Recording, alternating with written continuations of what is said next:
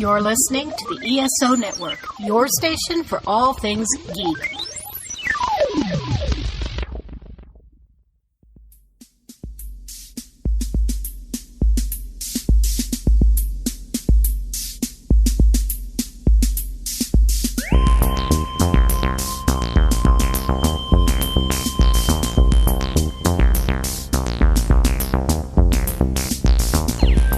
Hello, and welcome again to the Monster Sci-Fi Show. I am your host, The Monster, and I'm doing a sci-fi news, finally. Hopefully it will be on a weekly basis. But for this week, I'm going to be talking about a lot of cancellations. Supergirl Season 6 will be cancelled after that. The Dark Crystal Rise of the Resistance. Wait, is that the right show? Age of the Resistance. Sorry, crossing the streams here. I'm in between cooking dinner, and I was planning to go running, and I'm like, and it started raining. So I'm like, okay, scrap the running. I'm going to do the podcast before my daughter gets home while I'm cooking dinner. I'm in a bit of a rush. Age of Resistance, whatever. Season 1, Dark Crystal, no one was watching it, got canceled, so I'll talk about that in a moment. And no Star Trek movies. Ever, supposedly. We'll talk about that in a quick moment. So, quick tidbit news. This came out yesterday about Peacemaker, who is going to be on the Suicide Squad, is going to be getting a series on HBO Max. At first, when I was hearing about this, I'm like, you're really kind of shooting yourself in the foot if he's getting a series after the movie or thereabouts. Then I guess he survived the story. But it turns out it's a prequel, supposedly. An origin story, I guess, for the Peacemaker, which is played by John Cena.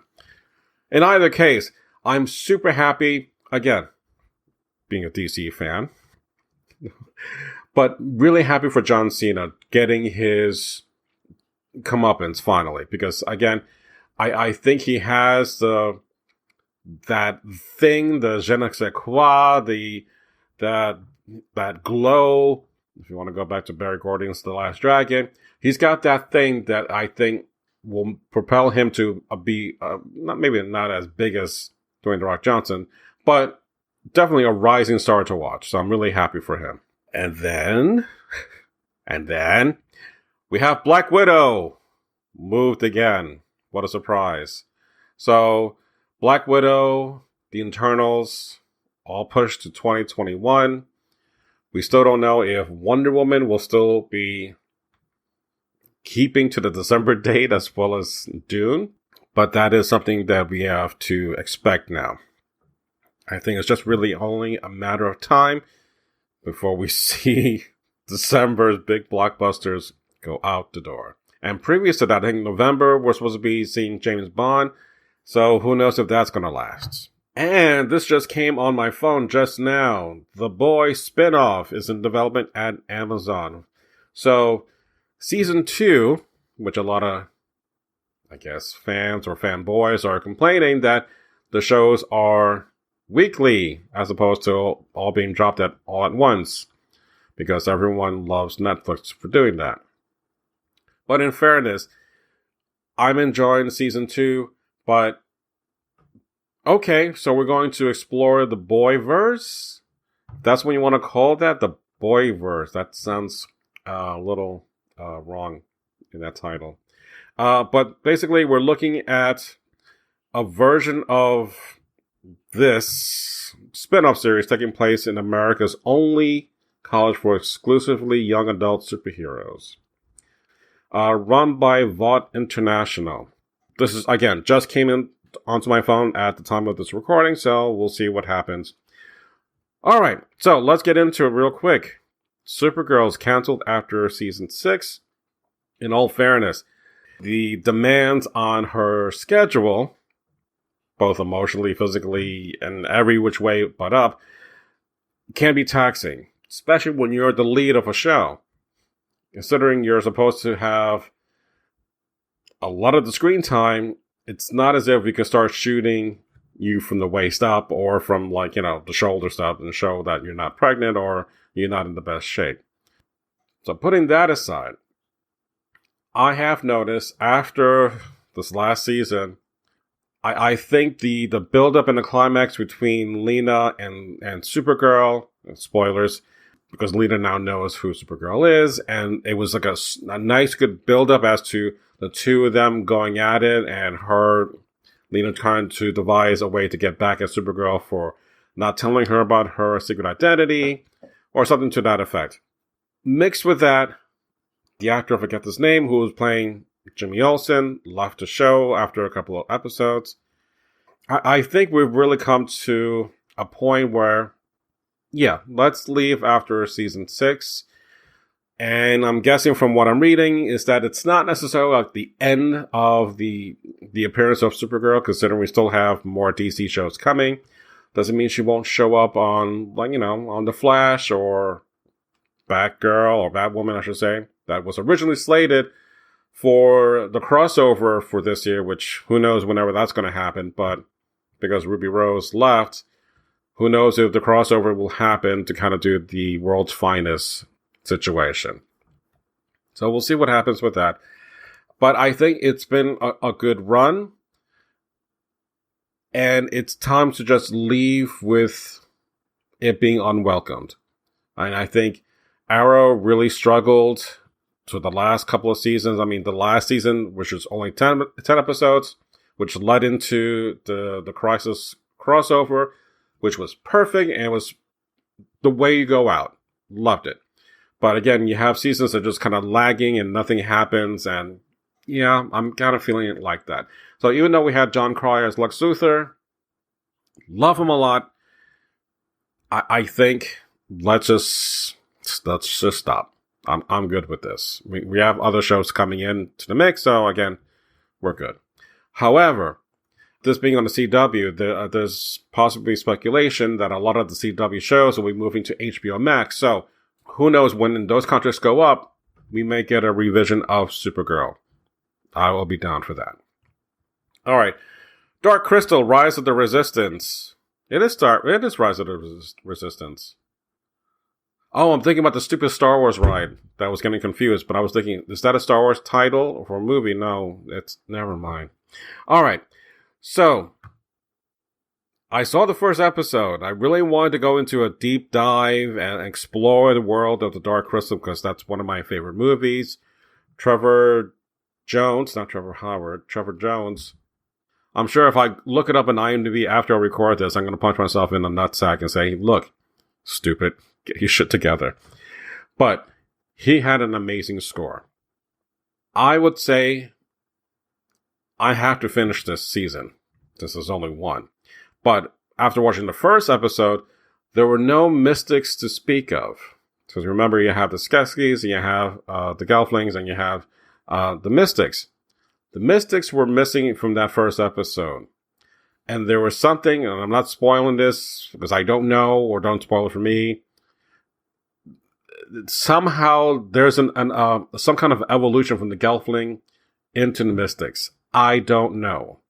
But if you know from the Dark Crystal, the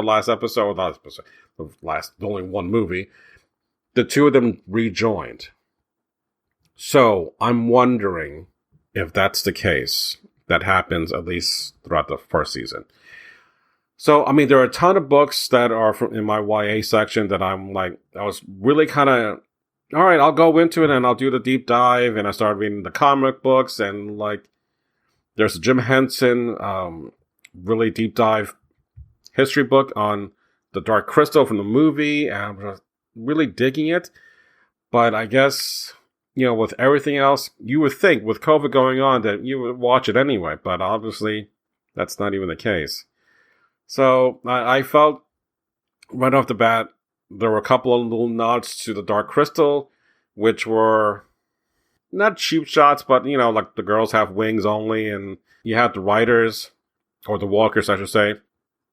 And I'm like, yeah, you kind of took the best parts that I liked of Dark Crystal and threw it in the first episode, and then that's about it. So I didn't really have much interest after that. All right, we'll stick with that. But it's a shame that in this day and age, like when we have Baby Yoda that is both, CG and some effects, but the majority is like a puppet, to see an actual puppet or see Jim Henson's work be recreated again, I think is a magical thing.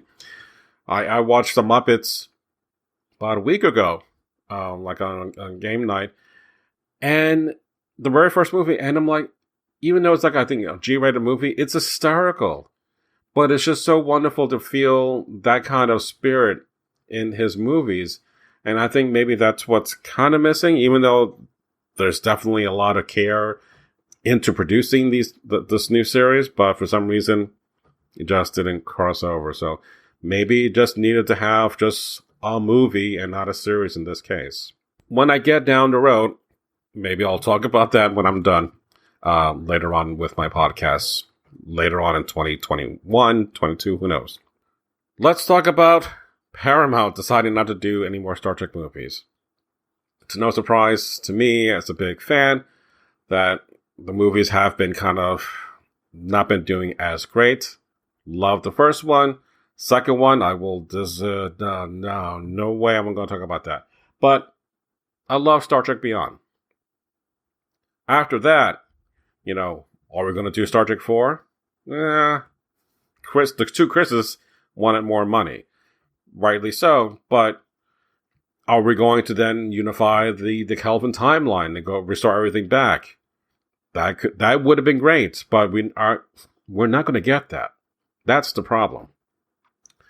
Second, because of Alex Kurtzman, who is heading the current batch of Star Trek series episodes like Star Trek Discovery and Lower Decks and Star Trek Picard. And eventually we'll get Star Trek Strange New Worlds. Out of all of that, the only thing I'm really looking forward to is Strange New Worlds because it's Pike on the Enterprise. I think what Paramount is trying to do, Alex has a 5-year contract.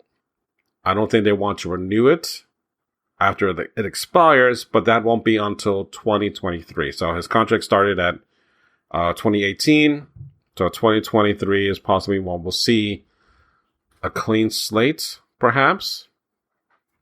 Or a way to kind of retcon and like not even discuss what had happened in the Kurtzman-verse era. Because to me, it has nothing to do with paying an homage to what was done before, because it hasn't.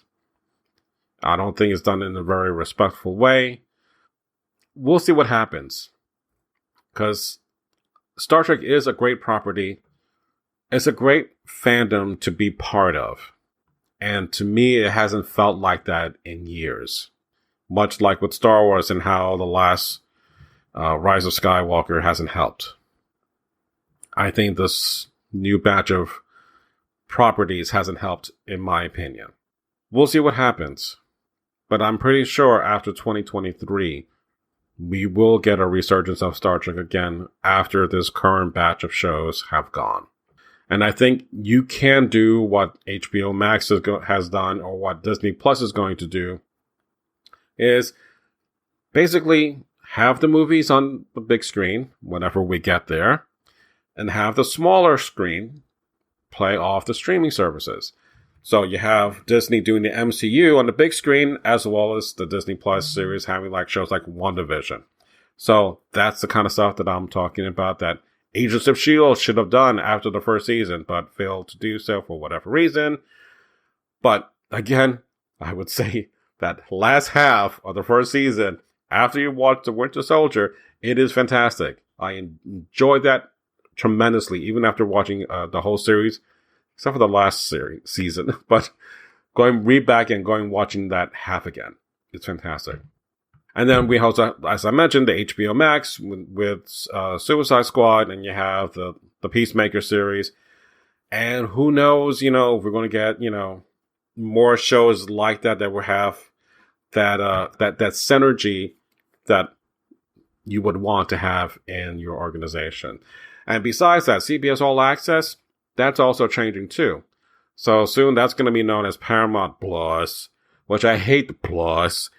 all around, because it's like, remember when Ghostbusters came out and everything was, hyphen busters, like, have this giant Coke, thirst busters, and I'm like, stop doing that. So that plus is really annoying the hell out of me. So stop with the pluses. Stop making fetch happen. Although I did have, if you see my Instagram, the toaster strudel has Mean Girls on it, and it has a pink frosting, and I bought it because you see the word fetch on it, and I was like, see, this is what happens when you try to make fetch happen after all these years. Except, don't make plus happen anymore. I'm tired of plus. Alright? So again, 2023, or pretty much anything after 2020, things will be positive all around everywhere. The world will unite. Alright. So, on that note, upcoming podcasts, Gene and I are going to be talking about Cobra Kai Season 1 and 2, as well as some thoughts about what we'll expect whenever Season 3 happens.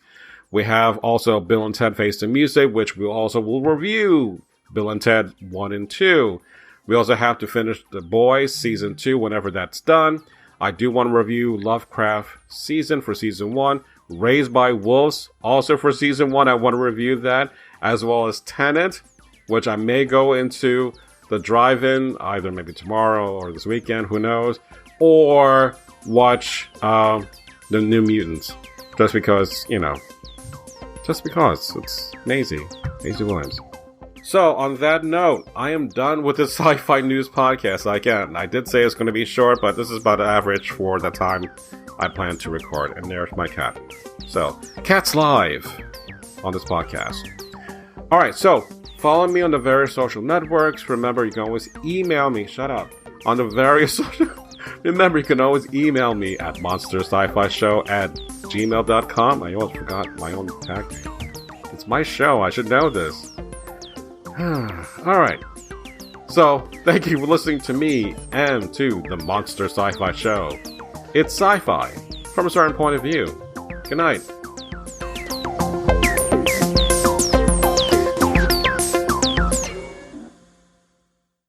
Claire here with a special announcement. Contrary to popular belief, I didn't cancel Dr. Geek's laboratory. It fell into development purgatory thanks to MacGuffinite crystals or some such science from fiction nonsense. I've put an end to that. I locked all the staff inside the laboratory for the duration of the crisis. Now they can create 24/7 without petty distractions like home lives or free will. Look for new Dr. Geek episodes coming soon. The gay dynamics last up against the wall when the robots rise.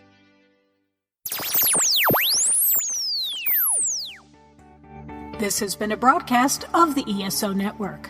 Be part of the crew and help support our shows by donating to our ESO Patreon or by shopping through Amazon.com or the TeePublic Store, which can all be found at www.esonetwork.com. The ESO Network, your station for all things geek.